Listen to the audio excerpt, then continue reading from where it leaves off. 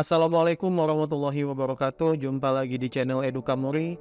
Pada kesempatan kali ini Bapak akan menjelaskan tentang berpikir komputasional pada bab 2 mata pelajaran informatika kelas 9. Nah, pada bab 2 ini berpikir komputasionalnya akan lebih ke pembahasan yang namanya algoritma. Oke, semuanya sudah tahu ya, algoritma. Algoritma adalah suatu metode yang biasa digunakan di dalam berpikir komputasional yang fungsinya adalah untuk menyelesaikan sebuah masalah, struktur data, ekspresi, dan operasi logika. Oke, ini adalah bagian daripada apa? Betul sekali, bagian daripada algoritma. Nah, kalau kita tinjau lagi ke bawah, kawan-kawan, di sini kita akan bahas yang namanya struktur data. Nah, struktur data ini adalah data yang tersusun. Nanti susunannya itu akan difungsikan untuk tujuan tertentu. Nah, di sini di kelas 7 dan kelas 8 ya, di materi sebelumnya kita sudah bahas tentang struktur data dengan tipe list ataupun dengan tumpukan yaitu stack. Nah, pada kelas 9 ini struktur datanya kita akan fokus ke graph ya dan pohon. Nah, untuk lebih lengkapnya kalau misalnya kita lihat di sini contoh struktur data ini tipe pohon ya.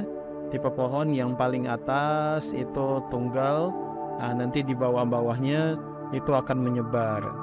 Akan terlihat ini menjadi cabang-cabang. Nah, cabang-cabang inilah nanti yang diibaratkan menjadi sebuah pohon atau tree, struktur data tree atau pohon. Oke, gitu ya. Kemudian yang di bawahnya ini struktur data yang namanya graph. Oke, di graph ini dia agak berbeda dengan pohon. Fungsinya adalah menghubungkan satu dengan yang lain. Contoh, kalau kita dari D mau ke A, kita tinggal bisa langsung pergi. Begitu juga kita ke A, juga bisa langsung ke D. Ya, A bisa langsung ke C, A juga bisa langsung ke B. Tapi A tidak bisa langsung ke E. Kenapa? Karena tidak ada penghubungnya. Nah, jika ingin ke E, bisa nggak? Bisa. Caranya apa? Harus ke C dulu, habis itu dari C baru ke E.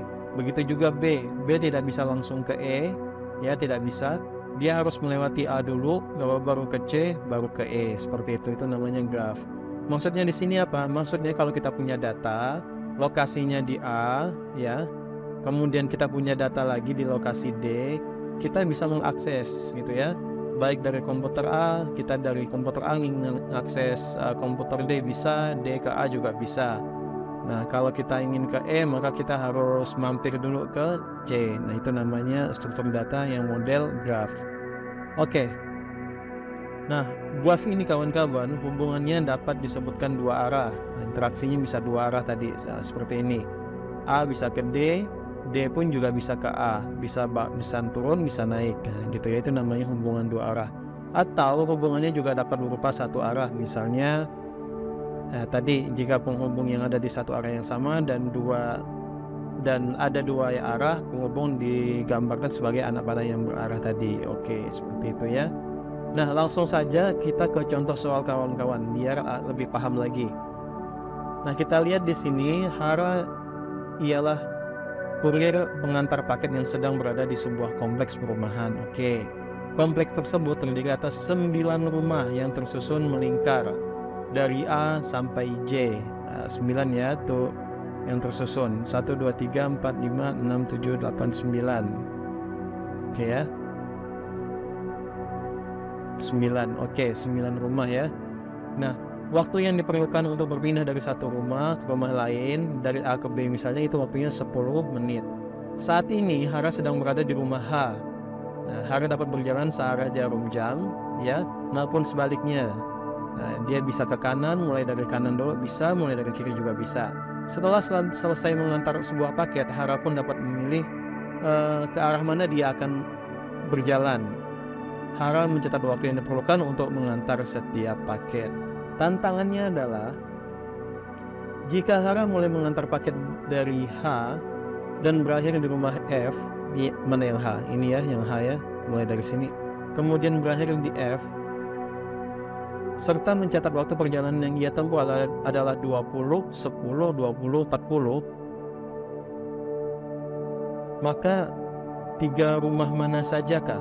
Ini ya, 3 rumah mana sajakah yang dikunjungi oleh Hara sebelum nanti dia tiba di rumah F? Oke, 3 rumah mana sajakah? Sedangkan dia punya catatan 4 rumah. 1, 2, 3, 4. Nah, 4-nya sama si F ini. Oke, jawabannya apa kawan-kawan? Nah, jawabannya adalah A, B, dan J. Oke, kita sudah tahu jawabannya. Cuman bukan itu yang kita cari. Yang kita cari adalah bagaimana jawabannya bisa seperti itu. Kita lihat ya. Tadi dia bisa searah jarum jam maupun sebaliknya. Dan antar rumah itu jaraknya 10. Berarti kalau dia 20, seperti ini. Nah, awalnya mungkin kita jawab seperti ini ya. 20, kemudian 10 ya. Terus 20 lagi, kemudian 40. Nah, terus kita bingung loh. Kalau kayak gini berhentinya bukan di rumah F tapi di rumah H. Nah, gitu kan? Berarti jawaban itu salah. Nah, yang benar kayak gimana? Oke, coba kita lihat lagi ya. Yang benar adalah 20 dari H, 20 menit ke rumah si A. Betul ya, 20 ya, ini sudah. Kemudian 10 menit kita mundur. Kok mundur Pak? Ya kan boleh searah, boleh sebaliknya. Nah, berarti boleh mundur dong. Oke. Kemudian 10 tadi sudah, yang ini ke J ini. 20 menit lagi ke B. Oke, sudah. Kemudian 40 menit. Nah, berarti ini 20 sampai sini 20 lagi. Oke. Nah, jadi jawabannya apa? J betul, A betul, B betul. Berarti jawabannya A, B, dan J. Nggak urut pun nggak masalah. Nah, ini ya, ini namanya struktur data yang saling terhubung antar satu sama lain. Oke, paham ya? Nah, jadi jangan kejebak dengan contoh soal seperti ini. Oke, kita lanjut. Nah, Hara sang kurir paket ini soal kedua sedang berada di sebuah kota yang terdiri atas 7 rumah. Sayangnya, di kota tersebut tidak semua rumah saling terhubung oleh jalan.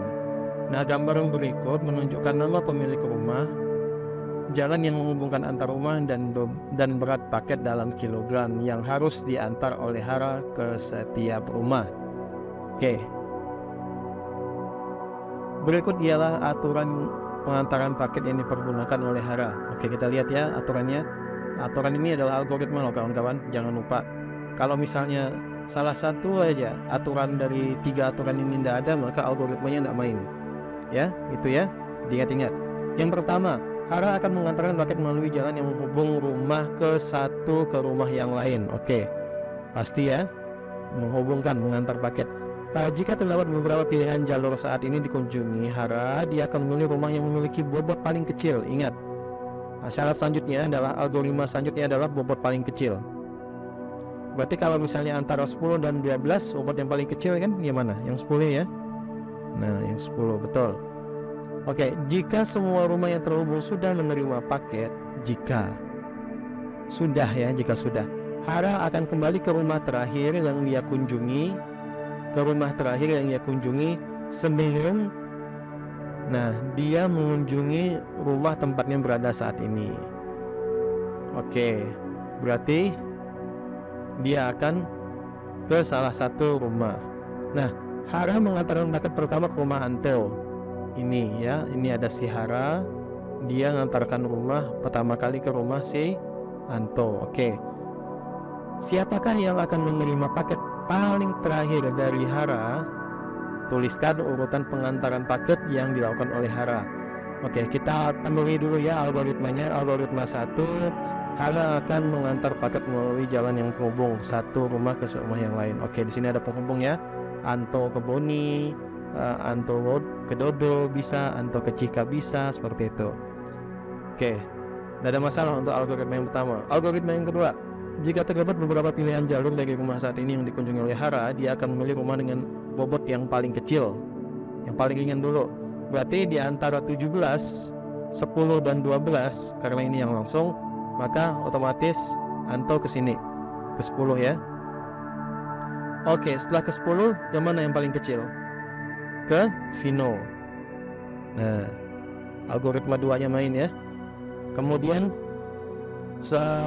dari Vino ini bisa ke Evan, bisa ke Gani, tapi yang paling kecil Evan, maka Vino langsung ke Evan. Good.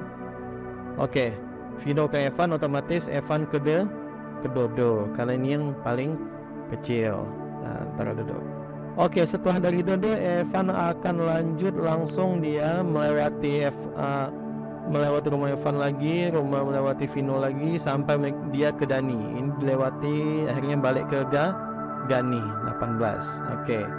Kemudian di sini algoritma 3-nya main. Jika semua rumah sudah terhubung dan menerima paket, Hara akan kembali ke rumah terakhir yang ia kunjungi sebelum dia mengunjungi rumah tempat yang berada saat ini. Oke. Berarti dari Gani nanti ke Boni. Kemudian karena yang belum itu Cika, maka dia langsung pergi ke Cika. Setelah itu dari Cika dia akan ke rumah terakhir yang mana? Yang si Anton tadi. Maka selesailah sudah. Jawabannya apa? Jawaban yang tepat adalah rumahnya si Cika. Nah, ini ya, interaksi antar data, interaksi antar data yang sudah terstruktur. Strukturnya model apa? Model graph tadi. Paham ya kawan-kawan ya? Oke, nah kawan-kawan sampai sini paham ya? Itu namanya algoritma tipe graph yang tadi kita sudah bahas. Jadi bisa menghubungkan antara satu dengan yang lainnya jika ada interaksi searah ataupun dua arah pada data yang dimaksud. Oke, itu saja yang dapat sampaikan pada kesempatan kali ini. Sampai jumpa di video selanjutnya. Assalamualaikum warahmatullahi wabarakatuh.